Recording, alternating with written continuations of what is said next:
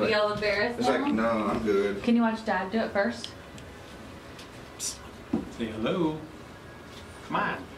No? You gonna be chicken? Are you gonna be shy? Okay, sit up. You don't have to. I'm gonna talk into it. Daddy and Mommy will. You watch. By the end, she'll want to. Alright, so Alex, you just want to go first then? Yes, it's like I got a whole bunch. Oh, yeah. So. Alright, yeah, because with this one, you actually get right on. Oh, we gotta get. Yeah, you got it. That's right. All right. Alright, cool. So now, as far as coming from your perspective on with the kids, what did you guys have to go through with the kids when they were in there?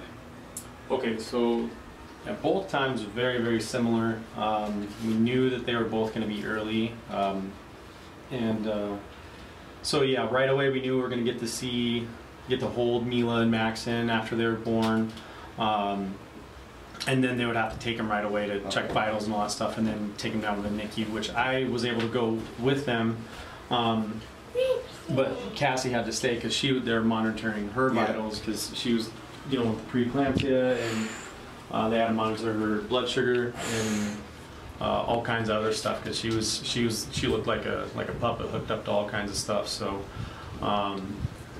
and then yeah, I mean, so as soon as we went down there, they just immediately got them on whatever machines they were supposed to be on. With Mila, she was almost immediately hooked up to a CPAP mask. Okay.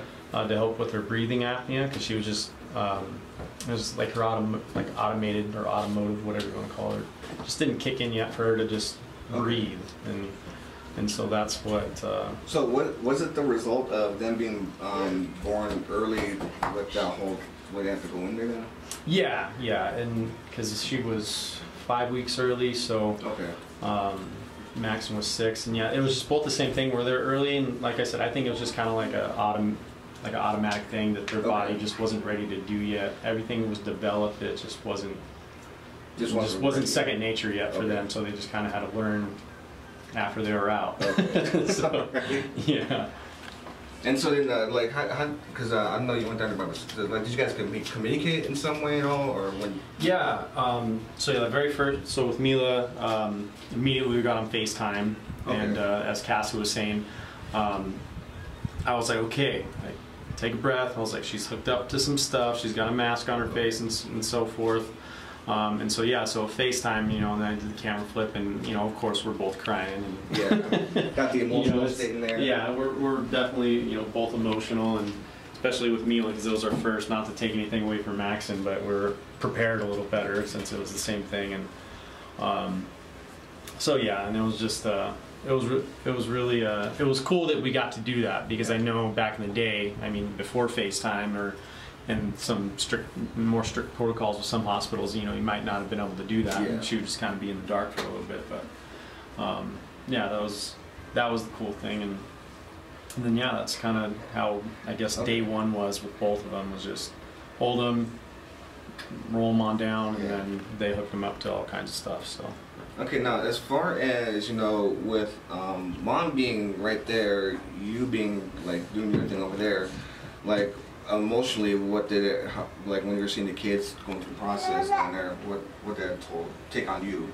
Yeah, I tried to prepare myself. I didn't try to tell myself that I wasn't going to cry because I'm sure I knew it was going to happen. But yeah, it was just like a lot of parents say, just a big overwhelming feeling, and the emotion just took over, and I started bawling with her. Okay. Especially as we're taking her down to the NICU because. Of course, she stopped breathing, and they had to keep kind of rubbing her back and trying to stimulate her to just kind of wake her up, to make her breathe.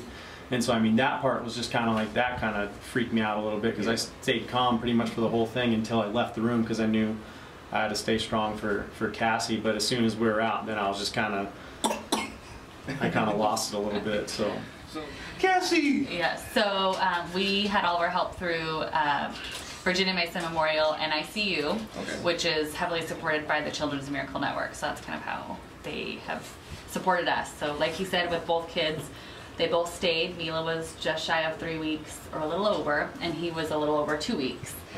So we were excited that his was obviously a quicker visit, but unfortunately they both did have to stay. And on top of the breathing apnea, you know, he said they were monitoring their heart rates and their blood pressures and things like that. They both had jaundice, so they had to go under the little like blue lights, and then, you know, they have to weigh a certain amount and eat a certain amount before they can leave. You know, so they both came out at good weights, which was nice. So they just really needed developmentally to get a little further along as far as the breathing and eating, and so that we can actually do everything on their own.